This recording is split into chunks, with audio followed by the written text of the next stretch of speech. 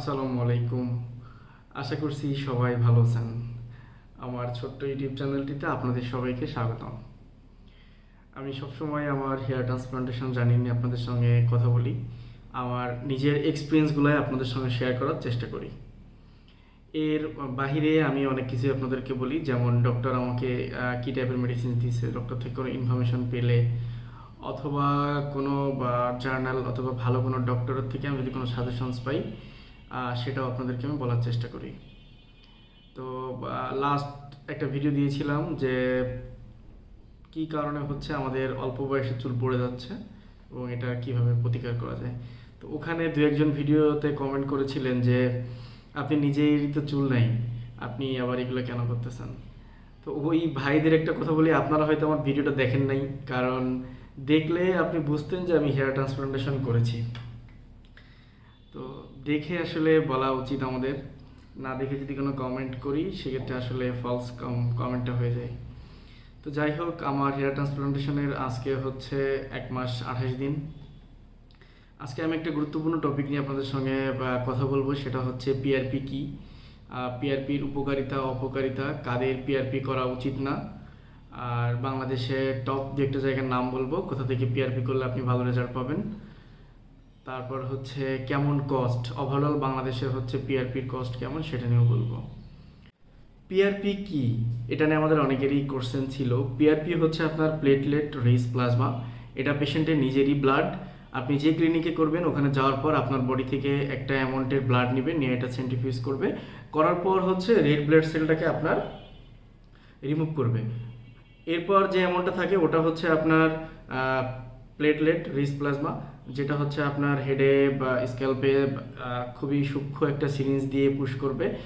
আর এটার যেভাবে কাজ করে সেটা হচ্ছে আপনার ব্লাড সার্কুলেশনটাকে ইনক্রিজ করে। আর এই ব্লাড সার্কুলেশনটাকে ইনক্রিজ করার ফলে আপনার, যেহেতু এটা অনেক বেশি প্রোটিন কন্টেন করে, এটার জন্য আপনার টিস্যু রিজেনারেট করে। রিজেনারেট করার ফলে আপনার যে ঠিক যে হেয়ারটা আছে সেটাকে আপনার মোটা করবে। তারপর হচ্ছে যে হেয়ারটা আপনার একটু উইক হয়ে গেছে এটাকে অনেক বেশি শক্তিশালী করে। এটা আমার কথা না, এটা সায়েন্সেরই কথা। আর হচ্ছে আপনার হেয়ার ফলটাকে, এই কারণগুলোর জন্য হেয়ার ফলটা আপনার হচ্ছে কমে যাবে। এখন আরেকটা কথা আছে এখানে, আপনার অ্যান্ড্রোজেনিক অ্যালোপেশিয়া পেশেন্ট যাদের, ওনাদের কাজ করবে কিনা। এখানে দুইটা অপশন, একটা হচ্ছে আপনার মাত্র হচ্ছে শুরু হয়েছে অথবা একটা পোর্শন পড়ে গেছে, একবারে ফুল আপনার হচ্ছে টাক হয় নাই, তখন হচ্ছে আপনি পিআরপি নিলে আপনার কাজ করবে। আর যদি একবারে পুরা মাথাটা টাক হয়ে যায় তখন যদি আপনি পিআরপি নেন, অ্যান্ড্রোজেনিক অ্যালোপেশিয়া যদি আপনার থাকে, সেক্ষেত্রে আপনার পিআরপি কিন্তু কাজ করবে না। তখন হচ্ছে শুধু শুধু পিআরপির একটা নেগেটিভ আমরা স্প্রেড করি যে পিআরপি করে কোনো কাজ হয় নাই। আমি যদি পুরো টাক হয়ে যায় সেক্ষেত্রে আমার পিআরপিতে কখনোই কাজ করবে না। এটার একটা প্রবলেম, সেটা হচ্ছে পিআরপি যখন আপনি নেবেন তারপর হচ্ছে আপনার যে স্ক্যাল্পে যেখানে যেখানে ইনজেকশন দিবে এখানে অনেক বেশি পেইন হয়, এই ব্যথাটা 1 থেকে 2 দিন পর্যন্ত থাকে। পিআরপিকে আমরা সেফ বলতে পারি কিনা, পিআরপি একটা সেফ ট্রিটমেন্ট, কারণ এটা হচ্ছে পেশেন্টের ওন ব্লাড। তো এটার জন্য হচ্ছে আপনার তেমন কোনো মেজর কোনো প্রবলেম হবে না, এটা আপনার একটা সেফ ট্রিটমেন্ট। পিআরপির ইফেক্টিভনেস যেটা, সেটা হচ্ছে আপনার এটা হেয়ার রিগ্রোথ করে, তবে এটা লং টার্ম যে ইফেক্টিভিটি অথবা এফিকাসি আছে কিনা এটার জন্য আমাদের আরও রিসার্চ দরকার। লং টার্ম ইফেক্টিভিটি কেমন সেটা আমরা হয়তো আরও পরে জানতে পারবো। পিআরপি হালাল কি হারাম, এটা নিয়ে অনেকের কোয়ারিজ থাকতে পারে, সেটা হচ্ছে পিআরপি হালাল। পিআরপির কস্ট কেমন, বাংলাদেশের পার্সপেক্টিভে হচ্ছে আপনার পিআরপির কস্ট অনেক জায়গা আপনার মিনিমাম কস্ট যেটা 2500 থেকে শুরু হয় এবং ম্যাক্সিমাম পর্যন্ত যেটা আছে সেটা হলো 12 থেকে 13,000 পর্যন্ত। এটা হচ্ছে আপনার ক্লিনিক ওয়াইজ হচ্ছে আপনার ভ্যারি করে, আপনি কোথা থেকে করতেছেন তার উপরেই ডিপেন্ড করে। কতগুলা পিআরপি নেওয়া উচিত, অ্যাটলিস্ট আপনি 3 থেকে 5টা পিআরপি নেন, এরপর হচ্ছে আপনি একটা ভালো রেজাল্ট দেখতে পাবেন। আপনি যদি একটা দুইটা নিয়ে অফ করে দেন সেক্ষেত্রে ভালো রেজাল্ট আশা করা যায় না।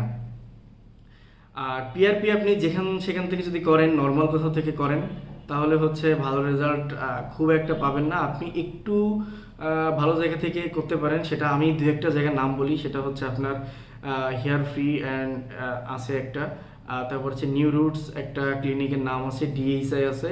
এরকম টপ লেভেলে দু একটা থেকে আপনি করেন তাহলে একটা ভালো রেজাল্ট পাবেন। যেখান সেখান থেকে আপনি যদি পিআরপি করেন তাহলে হচ্ছে আপনার নিজের কনফিডেন্সটা ডাউন হবে, আপনি পিআরপির যে মেইন আউটপুট সেটা পাবেন না। এখন পিআরপি থেকে মিনোক্সিডিল ভালো নাকি মিনোক্সিডিল থেকে পিআরপি ভালো, এটা নিয়ে অনেকের কোশ্চেন আছে। এই ক্ষেত্রে আপনার কিছু সায়েন্টিস্ট বলে যে আপনার মিনোক্সিডিল থেকে পিআরপি ইফেক্টিভ বেশি। মিনোক্সিডিলের একটা সাইড ইফেক্ট, সেটা হচ্ছে আপনার মিনোক্সিডিল অফ করে দিলে আপনার হেয়ার ফলটা আবার বেড়ে যাবে। বাট আপনি পিআরপি যদি 3 থেকে 5টা অথবা 7টা পিআরপি নেন, এরপর মেনটেনেন্স কয়েকটা পিআরপি নেন, সেক্ষেত্রে হচ্ছে আপনার ভালো একটা ইফেক্টিভনেস পাবেন আপনি। বাট মিনোক্সিডিল নিয়ে অফ করে দিলে আপনার হেয়ার আবার ফল হবে।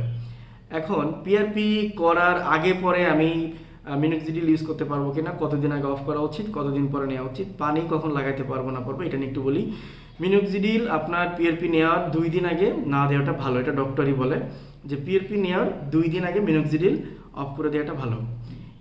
এরপর হচ্ছে 24 ঘন্টা পরে আবার পিআরপি নেওয়ার 24 ঘন্টা পরে আপনি মিনোক্সিডিল নিতে পারবেন। 24 ঘন্টার ভেতরে আপনার মাথায় কোনো টাইপের আইস অথবা হিট কোনো কিছু না দেওয়াটা ভালো।